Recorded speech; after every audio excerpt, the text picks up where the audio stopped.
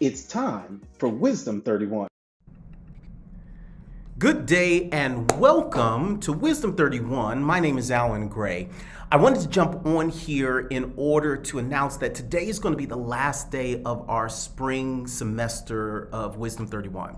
I have prayerfully made the decision that I am in a different rhythm during this semester than I've been in any other semester, and I haven't quite been able to get on sync with what it is that I believe is required for this moment.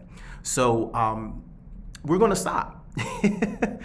Sometimes when you get to a place where you recognize that you're not fully engaged or you're not giving it everything that is required, that you just need to stop, regroup, and then reconsider some things. So I'll admit that my wife and I prayed about how we were going to do this semester's installment of Wisdom 31, and her advice to me before we began was maybe we should just not do it this semester. And I pushed back and decided that I was going to give it the old college try. And for those of us that have been married for a while, I should have taken the advice of my wife. So with that being said, instead of muscling through, we're going to stay healthy. We're going to make sure that we're giving the best of ourselves in all of the places where we are required. And in those other places and spaces, we're going to use wisdom and not do things. Because sometimes the healthiest decision, sometimes the next move is not up, sometimes it's down. Whenever, here's my little bit of wisdom that doesn't come from Solomon, it just does come from my life. Oftentimes, whenever you have reached certain plateaus, the view is phenomenal, but when you recognize that where you currently are is not the last place you're going to be, if you are going to take another mountain, you must first descend from the mountain you're on. So sometimes the next step for you in progress is not up, it's sometimes down.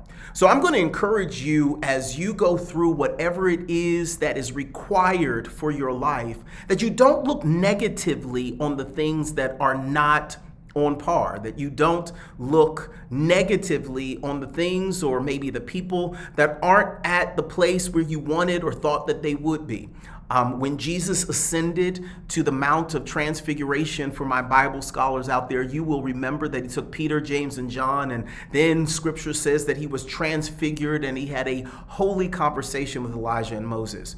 But as soon as the conversation ensued, we hear that Peter was so excited about being up there that he wanted to build 3 tabernacles. And no sooner did he express that, does the scripture say that the Spirit of God spoke and said something unique about Jesus, and the moment was over.